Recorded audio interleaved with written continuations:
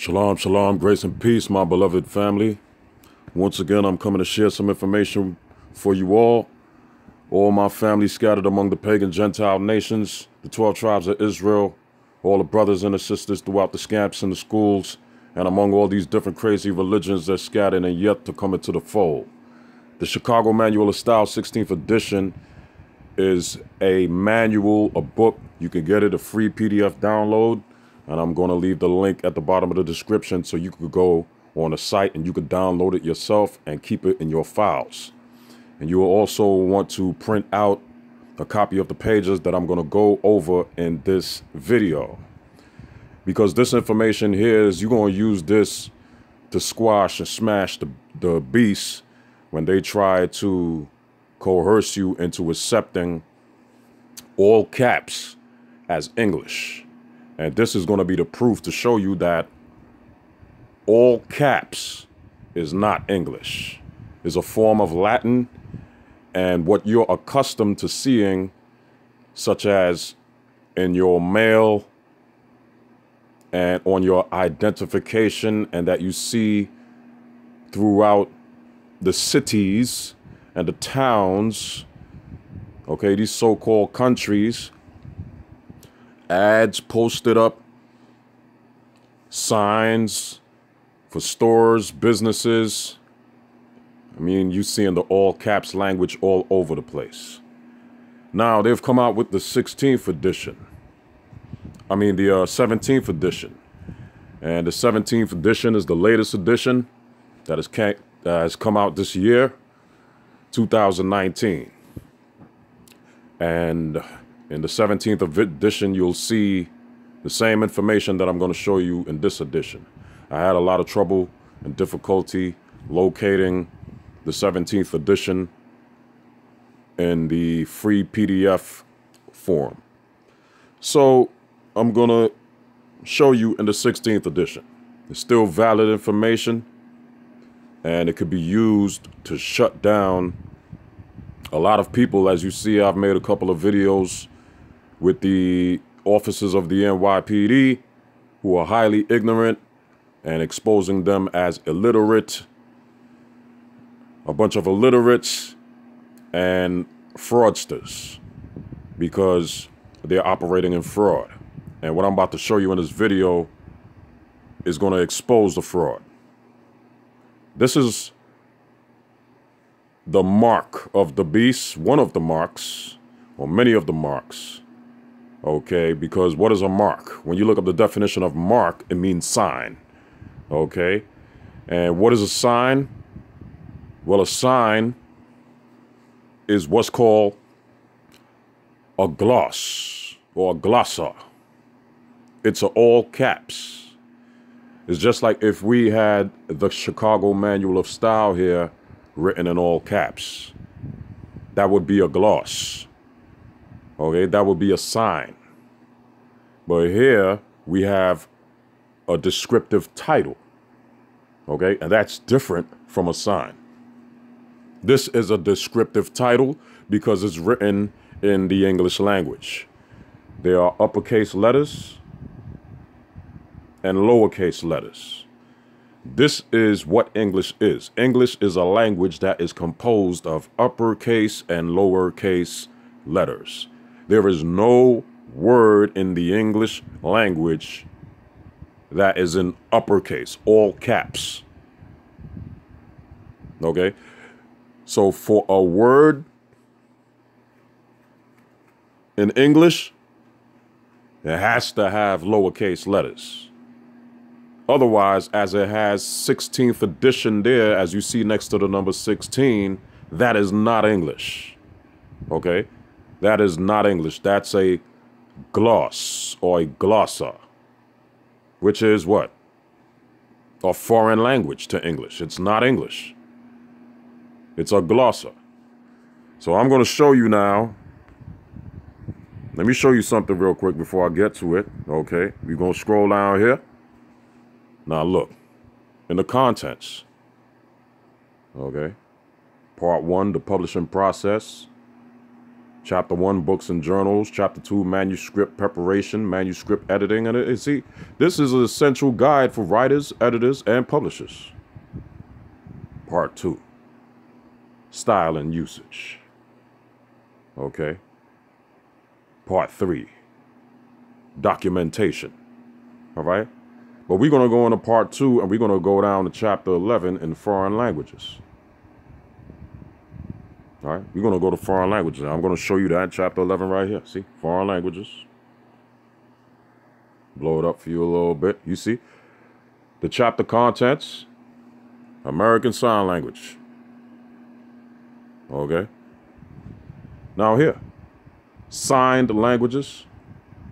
The visual gestural languages used by deaf people in different parts of the world are called signed languages.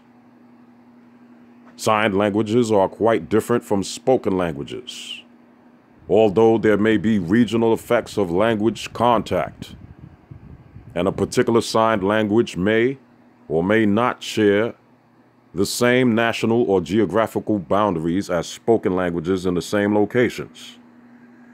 The individual elements of these languages are known as signs. Okay? So what's on your coin and your currency? Not words, signs. Huh? What's on what you call your state-issued ID? Those aren't words on there. Those are signs, like pictures, hieroglyphs. Okay? So in order for you to be considered literate, you should know the difference between a word and a sign. All right. So this shows you how these people that is promoting this language here and have dumbed down the education system for proper English to be removed from the curriculum in the schools. And so the children have this type of language. You see how it's all caps here? Sign language. See? All cap sign like that, they teach your children to accept that. See how foreign languages, that's not English. This is a sign. These are signs. All right? So they teaching our children to read books and accept this all caps as English, when this here I'm showing you is the proof that is not English. You see what it's called? Foreign languages, chapter 11. Foreign languages.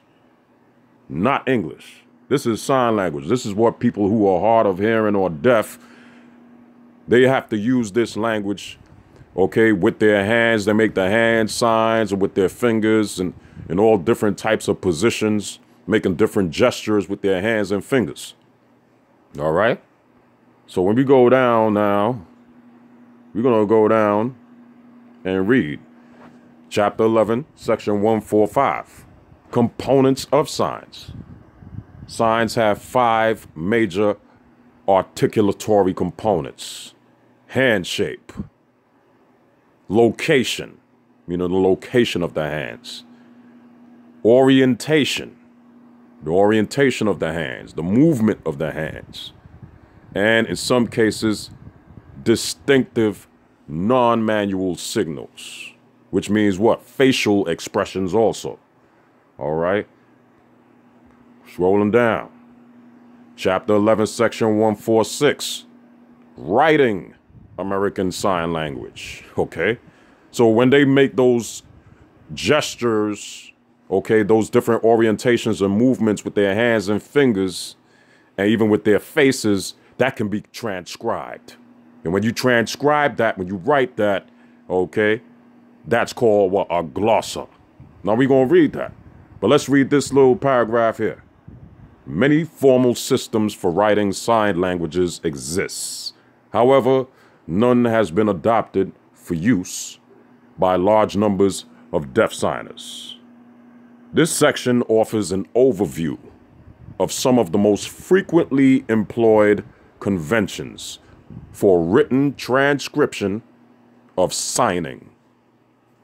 For additional resources, see Charlotte Baker Schenck and Dennis Coakley, American Sign Language, a teacher's resource, text on grammar and culture. And Clayton Valley, Cia Lucas and Christian J. Mulrooney, Linguistics of American Sign Language. An introduction. Next section, 147. Now, this is the main section that you want to cite to police officers and judges or whoever is trying to accuse you, okay, and they're trying to accuse you utilizing this language. And they're trying to identify themselves to you with a name in this language. Glosses, you see, that's what it's called. These are glosses. The signs are known as glosses. And look here, the written language transcription of a sign is called a gloss. We clear on that? Glosses are words from the spoken language written in small capital letters. Woman, look, woman, school, cat. You see that? Woman, school, cat. Alternatively, regular capital letters may be used. There you go.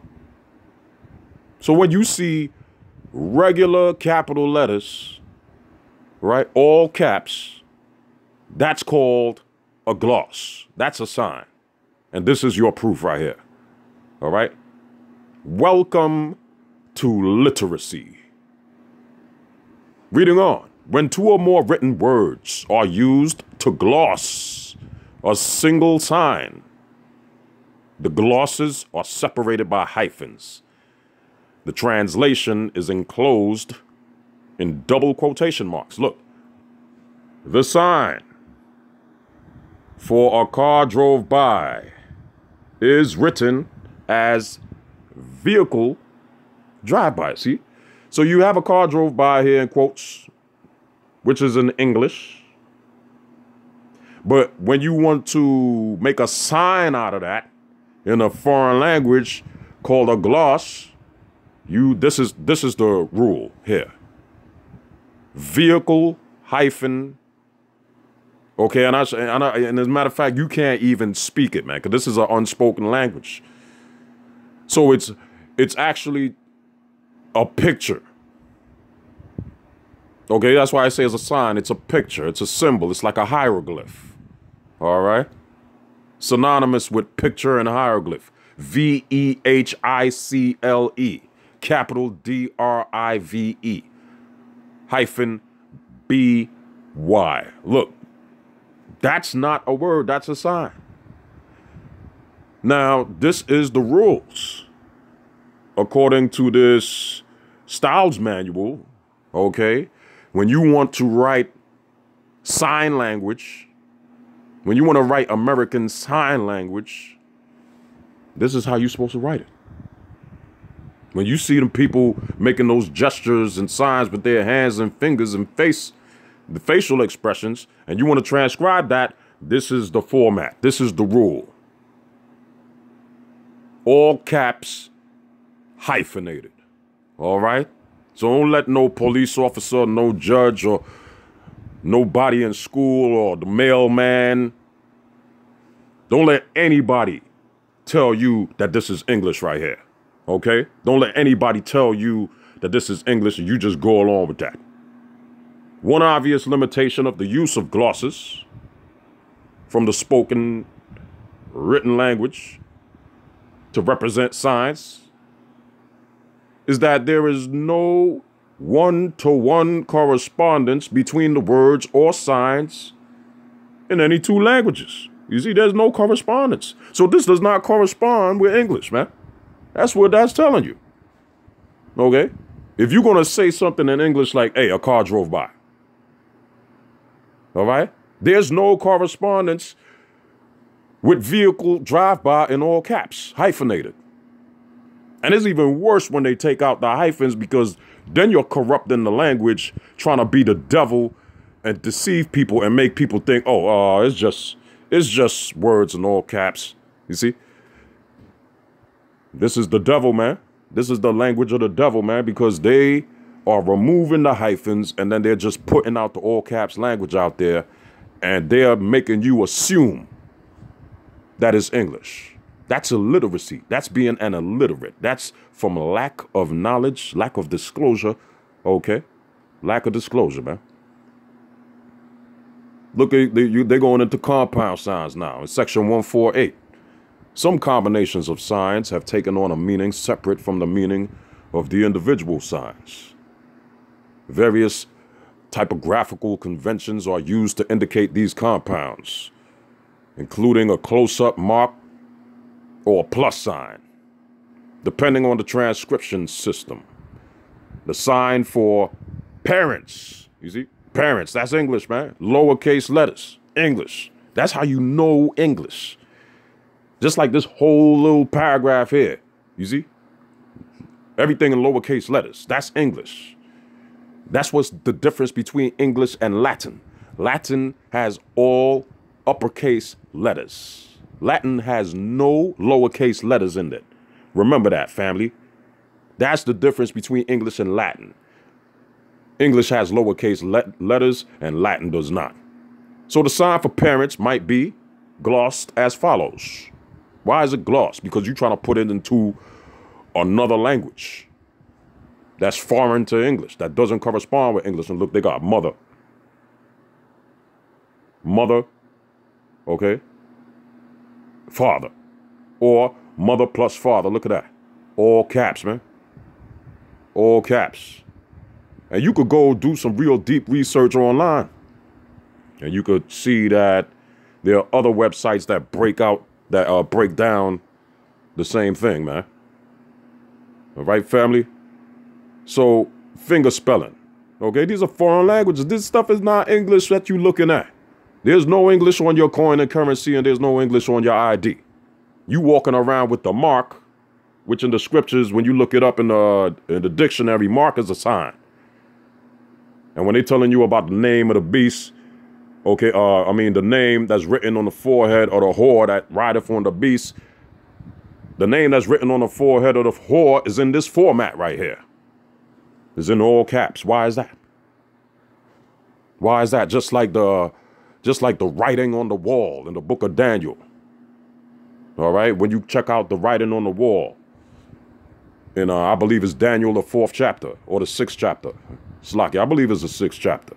All right, the writing on the wall, okay, with Daniel, that's in all caps. All right, so the King James version of the scriptures is corrupted because there's no correspondence with the English language and sign language or gloss.